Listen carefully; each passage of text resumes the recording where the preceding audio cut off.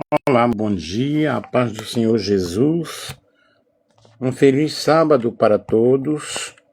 Que Deus possa abençoar assim a todas as pessoas que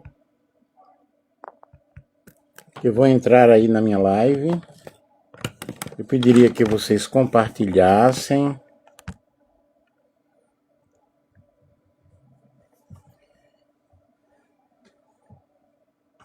Eu estou sentindo um incômodo, que meu ouvido aqui está entupido.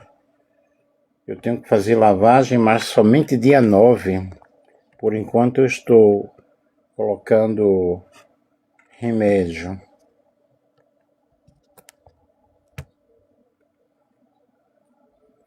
Um abração para todos aí. Eu vou falar sobre como a cultura popular enfrenta o pecado hoje.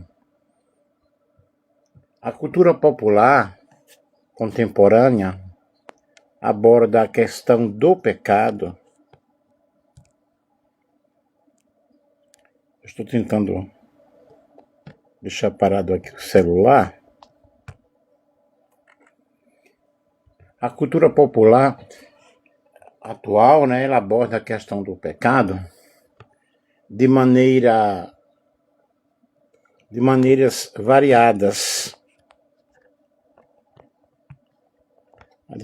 É porque está carregando aqui, deixa eu ver aqui. De maneiras variadas. E muitas vezes bem diferente daquilo que a Bíblia explica sobre o pecado, A perspectiva bíblica tradicional.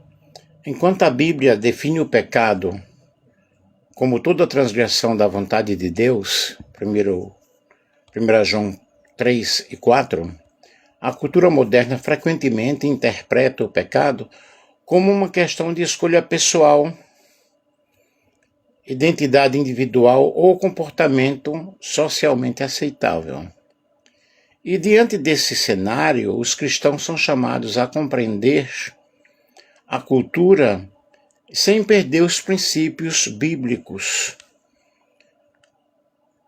e a relativização do pecado. Uma das características mais marcantes da cultura atual é o relativismo moral, segundo o qual não existe uma verdade absoluta para todos. O que é as características do relativismo moral? O que é certo para uma pessoa pode ser errada para outra.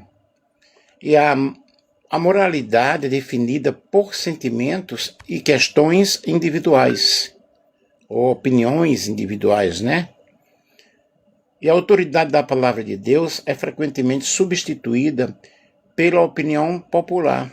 Mas o profeta Isaías, ele diz: ai dos que ao mal chamam bem e ao bem mal. A Bíblia ensina que Deus é o padrão absoluto de justiça e santidade. E vivemos em uma sociedade que ela realmente está marcada por esse relativismo moral, onde valores são considerados, onde valores antes considerados absolutos estão sendo constantemente questionados. E nesse contexto, a ideia de pecado tem sido redefinida, minimizada ou até mesmo rejeitada. O que outrora, na realidade, era conhecido como transgressão da vontade de Deus, passa a ser interpretado como simples escolha pessoal, expressão da liberdade individual ou construção social.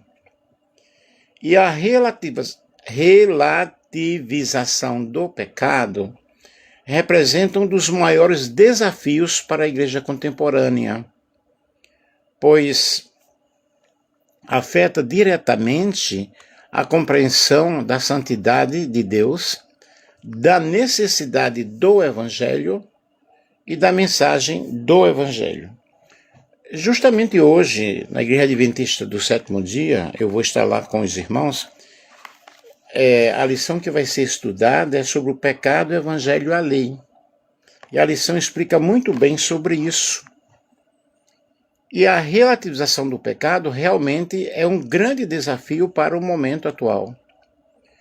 O que é a relativização? Relativizar significa tornar algo dependente das circunstâncias, opiniões ou perspectivas individuais. Na ética relativista, não existe verdade moral ou absoluta. Não existe verdade moral absoluta. Cada pessoa define o que considera certo e errado, isto é, cada um segue a sua opinião. E a experiência pessoal substitui princípios universais. A autoridade divina é trocada pela autonomia humana. O tema da cultura contemporânea pode ser resumido na frase: o que é verdade para você não pode ser verdade para mim. Entretanto, a Bíblia ensina que a verdade tem origem em Deus. João 17:17 diz: santifica-os na verdade, a tua palavra é a verdade. E como o pecado relativiza hoje? Pela cultura do cada um faz o que quer. A sociedade moderna valoriza intensamente a liberdade individual. Expressões como a vida é sua, siga o seu coração, ninguém pode julgar você. Se faz você feliz, então está certo. Embora a liberdade seja um dom precioso, ela não elimina a responsabilidade diante de Deus. 1 Coríntios, capítulo 6, versículo 12, diz que todas as coisas me são lícitas, nem todas elas convêm. Aí nós temos aqui pela normalização do erro. A repetição constante de determinado comportamento na mídia, entretenimento e redes sociais pode torná-los socialmente aceitáveis. O perigo está em confundir popularidade com moralidade. Na Bíblia, o padrão de certo e errado não é definido pela maioria, mas pela vontade de Deus. Êxodo capítulo 23, versículo 2, não seguirás a multidão para fazeres o mal. E nós temos aqui também pela substituição do pecado por outros termos. Hoje muitas pessoas evitam a palavra pecado. Em seu lugar surgem expressões como falha, equívoco, fraqueza, problemas comportamentais e escolha de vida. Embora algumas dessas expressões elas possam descrever aspectos reais da experiência humana, elas não substituem a dimensão espiritual do pecado. Romanos 3, 23 diz: porque todos pecaram e estão destituídos da graça de Deus. Pela rejeição da autoridade bíblica, a relativização do pecado cresce quando a palavra de Deus deixa de ser considerada autoridade moral. Nesse cenário, a opinião humana torna-se a regra. O sentimento substitui a revelação. E a cultura passa a definir a moralidade. Entretanto, a Escritura permanece como referência para a fé e prática cristã. Toda a Escritura é divinamente inspirada por Deus, segundo a carta de Paulo a Timóteo, capítulo 3, versículo 16. Aí nós temos várias consequências da relativização do pecado.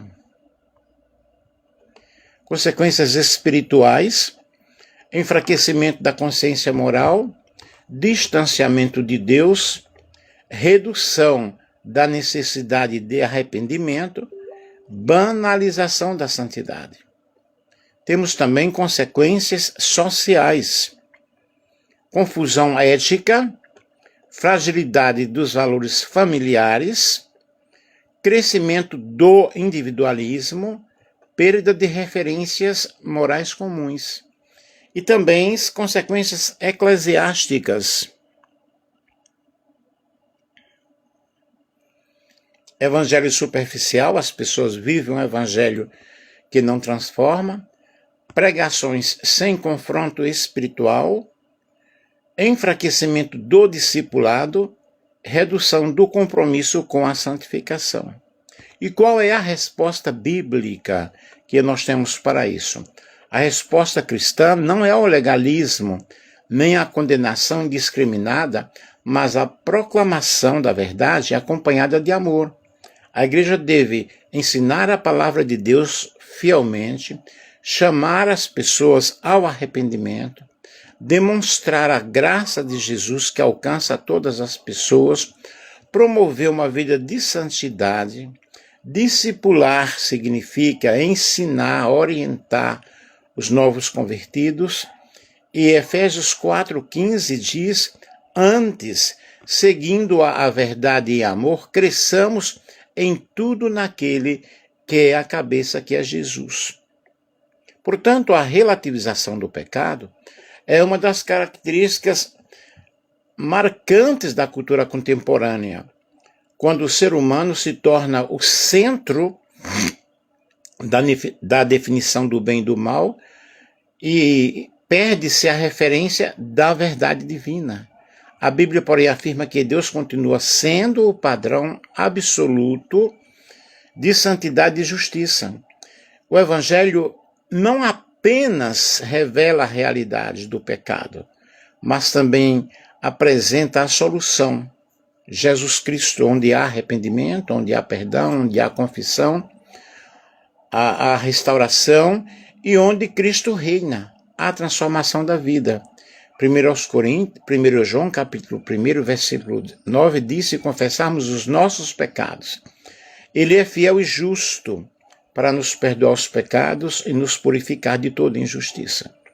E uma sociedade que relativiza o pecado corre o risco de perder a consciência da graça de Deus, pois somente quem reconhece a necessidade de perdão pode compreender a grandeza da salvação que há em Cristo Jesus.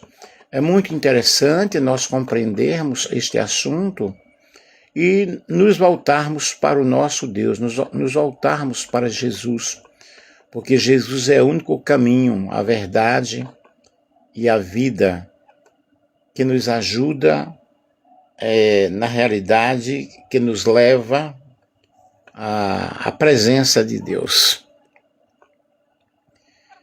A psicologização do pecado. Muitos comportamentos, antes considerados pecaminosos, são hoje explicados exclusivamente por fatores emocionais, sociais ou psicológicos. Temos aí os aspectos positivos que promovem a compreensão das dores humanas, incentiva tratamento para traumas e sofrimentos emocionais. Mas nós temos os riscos aí de eliminar a responsabilidade moral, transformar pecado apenas em doença ou fragilidade psicológica. E a palavra de Deus nos diz que todos pecaram e carecem da glória de Deus. As Escrituras reconhecem o sofrimento humano, mas também ensinam a responsabilidade pessoal de nós buscarmos o nosso Deus. O próprio Jesus disse: no mundo tereis aflições, mas tende bom ânimo, eu venci o mundo. O pecado como expressão da liberdade. A cultura popular frequentemente valoriza a autonomia individual acima de qualquer autoridade externa. E a mensagem cultural: siga o seu coração, viva a sua verdade, ninguém pode dizer como você deve viver. E a verdadeira liberdade não consiste em fazer tudo o que deseja, o que nós desejamos, mas sim viver de acordo à vontade de Deus. João 8,32 diz: conhecereis a verdade e a verdade vos libertará.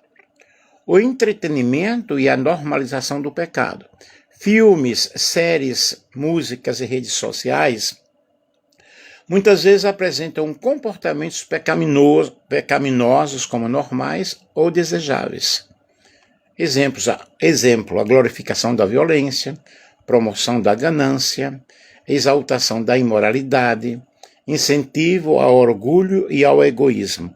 Tudo isso nós temos visto na época atual. Claro que antes também já havia tudo isso, porém hoje tem se multiplicado cada dia mais. E Romanos capítulo 12, o versículo 2 diz: não vos conformeis com este século, mas transformai-vos pela renovação da vossa mente. O cristão, ele deve desenvolver um discernimento espiritual diante das mensagens transmitidas pela cultura. E nós precisamos filtrar e ver: isso agrada a Deus ou não agrada a Deus. A busca por justiça social, a cultura contemporânea, também levanta questões importantes sobre pobreza, racismo, violência, exclusão social. E nesse aspecto, muitos valores culturais refletem princípios presentes na própria Bíblia, que ensina amor ao próximo, justiça e misericórdia. Ele te declarou, ó homem, o que é bom e que é que o Senhor te pede, senão que pratiques a justiça, ames a misericórdia e andes humildemente com teu Deus. Miqueias capítulo 6, versículo 8. Como a igreja deve responder a tudo isso? A igreja não deve simplesmente rejeitar a cultura, toda a cultura, nem aceitar tudo sem discernimento. A igreja ela deve ter o seu crivo baseado na palavra de Deus. E a resposta cristã inclui proclamar a verdade, mas proclamar com amor, com justiça, com misericórdia. Demonstrar a graça sem comprometer a santidade. A graça de Deus é favor imerecido, mas a graça de Deus não nos dá a liberdade de nós fazermos aquilo que nós desejamos. Discernir os valores culturais à luz das Escrituras e ser exemplo de vida transformada. Vós sois a luz do mundo. Mateus capítulo 5, versículo 14. Nós devemos ser luz para brilhar em meio à escuridão. A cultura popular moderna frequentemente redefine ou minimiza os conceitos de pecado, substituindo por ideias de autonomia, relativismo e autoexpressão. Entretanto, a mensagem bíblica continua afirmando que pecado é uma realidade espiritual que separa o ser humano de Deus. E, ao mesmo tempo, o Evangelho oferece esperança, perdão, transformação por meio de Jesus Cristo.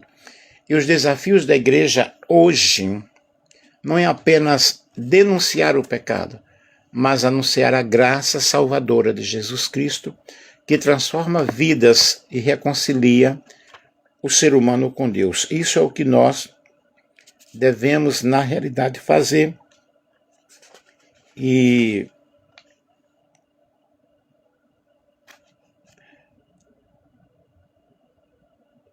o pecado nos separa de Deus. A Bíblia traz muitas mensagens sobre o nosso relacionamento com Deus e sobre todo obstáculo que nos impede de crescer em Cristo. Aquele que considera estar em pé, cuide-se para que não caia. 1 Coríntios capítulo 12 e o versículo 13. Como Sansão, confiar só em nós mesmos poderá nos derrubar. Isso é o que nos diz a lição da escola sabatina. Não fique tocando trombeta, como fazem os hipócritas, para serem elogiados por outros. Mateus capítulo 6 e o versículo 2. Pare de alarmar sua bondade e santidade. Seja humilde, como Jesus foi. Eu, porém, lhes digo, todo aquele que olhar para uma mulher com intenção impura já cometeu adultério com ela em seu coração. Se o teu olho direito leva você a tropeçar, arranque-o e jogue-o fora. Mateus 5, e 28 e 29. Faça o que for preciso para arrancar a cobiça do coração. Ela cria um muro entre você e Deus. Não julguem, para que vocês não sejam julgados, pois com o critério com que vocês julgarem, vocês serão julgados. Mateus capítulo 7 e o versículo 1. Evite a crítica e o julgamento, somente Deus é o juiz. 1 Coríntios capítulo 4 e o versículo 5. Eu, porém, vos digo, amem os seus inimigos e orem pelos que perseguem vocês. Mateus capítulo 5 e o versículo 44. Pare de alimentar ódio contra quem o fere. Quando você nutre sentimentos negativos por quem o trata mal, ergue uma barreira entre você e Deus. Em vez disso, comece a orar por essas pessoas e veja como isso transformará não apenas a caminhada com o Senhor, mas também os seus relacionamentos pessoais. Eu, porém, lhes digo que todo aquele que se ira contra o seu irmão estará sujeito a julgamento. Mateus capítulo 5, versículo 13. Justificar a explosão de raiva corrói sua comunhão com Deus e fere quem está perto. Como sua ira afeta a sua relação com Deus e com quem a recebe? Então, queridos, o que nós precisamos na realidade, é tratar o pecado como pecado, seguir a lei do Senhor. Pecado é a transgressão da lei de Deus. E o pecado está em nossa natureza. Nossa natureza é pecaminosa. Todos nós somos pecadores, mas eu preciso reconhecer o grande amor de Deus na minha vida, a graça do Senhor Jesus, e conhecer a palavra de Deus e praticar a palavra de Deus. Terminando aqui, eu vou usar também a lição da parte de quinta-feira, dia 28, conhecer e praticar. No Sermão do Monte, Jesus falou muito sobre relacionamento com Ele e com o próximo. E perto do fim, fez uma afirmação decisiva: nem todo o que me diz Senhor, Senhor, entrará no reino dos céus, mas aquele que faz a vontade de meu Pai. Jesus explicou que muitos o invocariam e até saberiam muito a respeito dele, sem de fato conhecê-lo. Buscar conhecimento é essencial, e a Bíblia alerta que o povo perece por falta de conhecimento de Deus. E por rejeitar esse conhecimento, também seremos rejeitados pelo Senhor. E Jesus disse: e a vida eterna é esta, que conheço a ti, o único Deus verdadeiro, e a Jesus Cristo, a quem enviaste. João capítulo 17, o versículo 13. Ou seja, o versículo 3. A condição para entrar no céu é fazer a vontade de Deus. E isso pressupõe conhecê-lo, segui-lo, obedecê-lo. É algo razoável. Quando um filho ama os pais, costuma atender seus pedidos e suas ações revelam o amor e o respeito que sente. Da mesma forma, quem ama a Deus deseja fazer a sua vontade, porque não há caminho melhor. Nossa resposta é a obediência a Deus, aos seus mandamentos, que transborda do amor, revela a verdadeira natureza do nosso relacionamento com Ele. Somos desafiados todos os dias a desobedecer, a pecar, mas nós devemos escolher servir a Deus. Portanto, nesta manhã de sábado, que Deus abençoe a todos e que nós possamos seguir a Cristo de uma forma toda especial, ok? Nós falamos aí sobre como a cultura popular enfrenta o pecado hoje.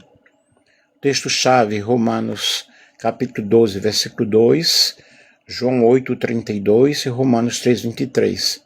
Autor desta live, deste estudo, professor, mestre, doutor e PhD em Teologia, Nelson Alves de Andrade. Que Deus, portanto, nos abençoe, nos ajude e que nós possamos fazer a nossa escolha, servir a Deus, examinando todas as coisas e retendo o bem, ok? Um grande beijo, um feliz sábado para todos vocês aí.